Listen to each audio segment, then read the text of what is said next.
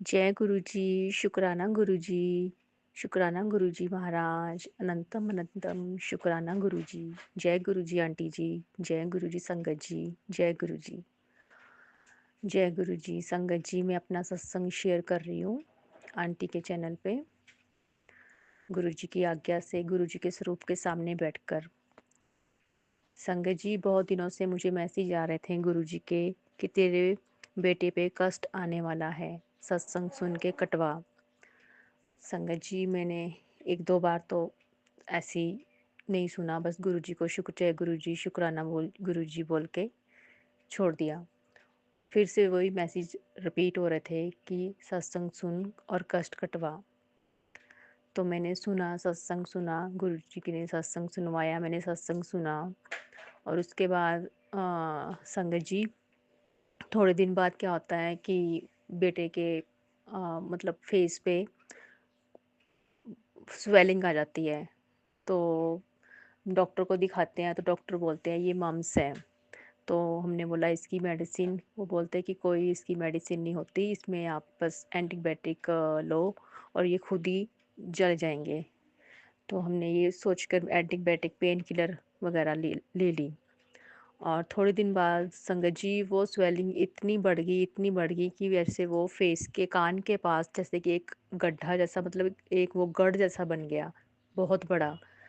तो मैंने डॉक्टर को दिखाया, बेटे को लेके गई, डॉक्टर को दिखाया, डॉक्टर के पास गए हम। उन्होंने बोला कि आप पहले अल्ट्रासाउंड करवाओ और उसके बाद ही हम कुछ बताएंगे। जिस हिसाब से ये कंडीशन है तो हमारे को यही लग रहा है कि यहाँ चीरा लगेगा और ड्रिल करके हो सकता है कि इसके अंदर पस भर चुकी हो। तो हम तब ट्रीटमेंट करेंगे, पहले आप अल्ट्रासाउंड करवाओ। तो मैं घर आई बेटे को लेके, एंटीबायोटिक शुरू हो गई थी उसकी। तो संगत जी, जब गुरु जी के पास बैठी, उनका गुरु जी की जोत जलाई, शुक्राना किया गुरु जी का कि गुरु जी, पता नहीं कौन सा इतना बड़ा कष्ट है जो आप छोटे में काट रहे हो।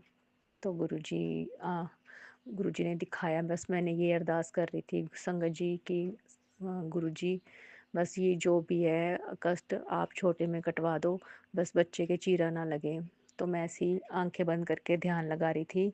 तो ध्यान लगाते हुए संगत जी, मुझे दिखाई दिया कि गुरु जी ने मुझे एक नाइफ दिखाया बहुत बड़ा, और मैंने एकदम से अपनी आंखें खोल ली। तो मैं ये सोच में पड़ गई कि संगत जी, गुरु जी, मैं तो इस चीज़ से डर रही हूँ और आप वो ही दिखा रहे हो। तो अगले दिन हम अल्ट्रासाउंड के ले गए।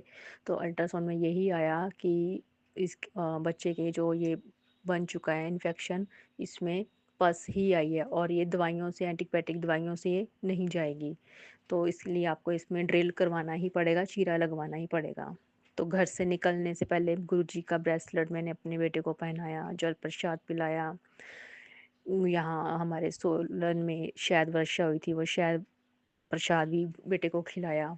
तो हम डॉक्टर के पास गए, अल्ट्रासाउंड दिखाया तो उन्होंने यही बोला कि नहीं, चीरा तो लगाना ही पड़ेगा।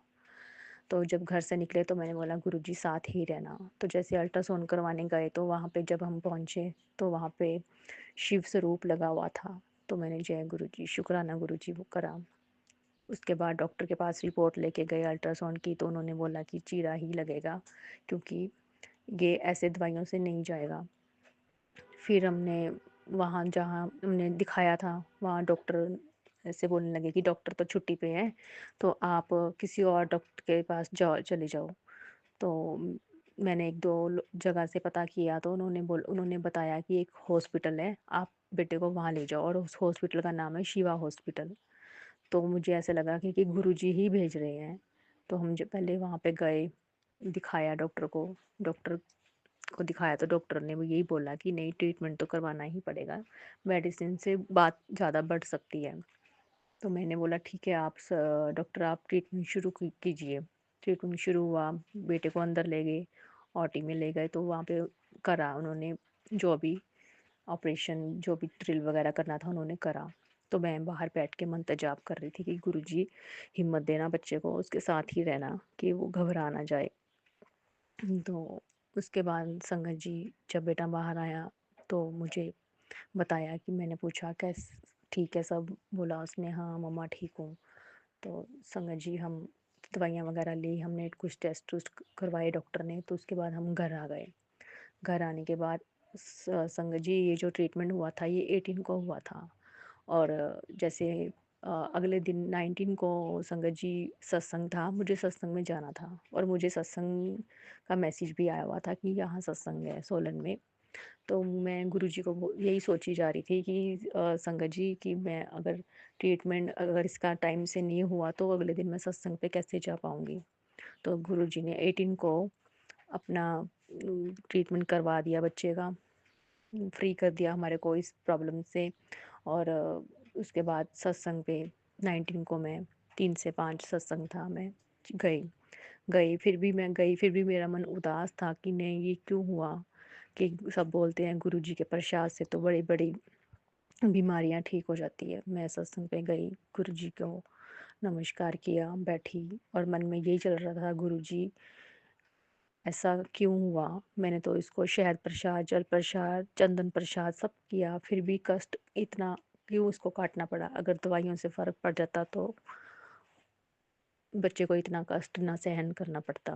तो संगत जी सामने गुरुजी का स्वरूप लगा था, बहुत बड़ा सत्संग चल रहा था, तो गुरुजी ने मुझे अपने स्वरूप में ही दिखाया, उनके फेस पे, जहाँ मेरे बेटे के वो थी प्रॉब्लम थी, मम्स जो गढ़ बन चुका था इतना बड़ा, वहाँ ओम दिखाया। फिर आगे एक लाइन आती है और उसके ऊपर भी ओम दिखाया गुरुजी के फेस पे। फिर आँख के पास भी गुरुजी ने ओम दिखाया और मेरे मन में लाया कि अगर ये चीज़ ना होती तो ये बस कहीं भी जा सकती थी और बहुत बड़ा कष्ट हो सकता था। आँख पे भी जा सकती थी, फेस पे कहीं भी जा सकती थी, पर गुरुजी ने उसको रोक के रखा उसी जगह पे और उसी जगह पे साफ किया। जब डॉक्टरों ने मुझे दिखाया कि वो जो ट्रीटमेंट के बाद उन्होंने मुझे अंदर बुलाया, दिखाया कि ये देखो कितनी इसके अंदर पस थी।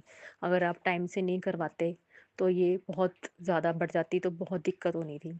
मैंने शुक्राना किया गुरुजी, सच में माफ़ी मांगी गुरुजी से, गुरुजी माफ़ी, मैं पता नहीं क्यों ऐसे डोल गई।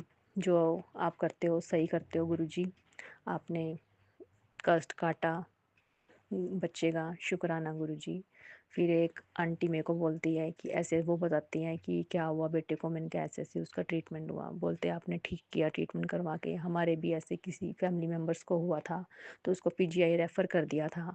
और पीजीआई रेफ़र करा क्योंकि वो ऐसे ही दवाइयाँ ही खा रहे थे, घर में मेडिसिन ही ले रहे थे। वो दवाइयाँ खाते-खाते उनके जो फेस के अंदर की नसें थी वो सारी गल गई और उस उनको वहाँ पे एडमिट किया पीजीआई में। और मैंने इतना शुक्राना किया गुरुजी महाराज का, इतना शुक्राना किया गुरुजी महाराज, हम तो इंसान हैं, हम फिर भी आप पे वो करते हैं कि नहीं गुरुजी आप अपना अपनी फिर भी बोलते हैं, गलतियाँ करते हैं, आपकी ब्लेसिंग के लिए भी हम पता नहीं क्या-क्या सोचते हैं, क्या-क्या बोल देते हैं। पर माफ़ी माँगी गुरुजी महाराज जी, माफ़ी, माफ़ी, माफ़ी। जय गुरुजी, शुक्राना गुरुजी। बस इसी तरह अंग संग रहना, अपने चरणों में लगाई रखना गुरुजी महाराज। जय गुरुजी, शुक्राना गुरुजी, जय गुरुजी, शुक्राना गुरुजी।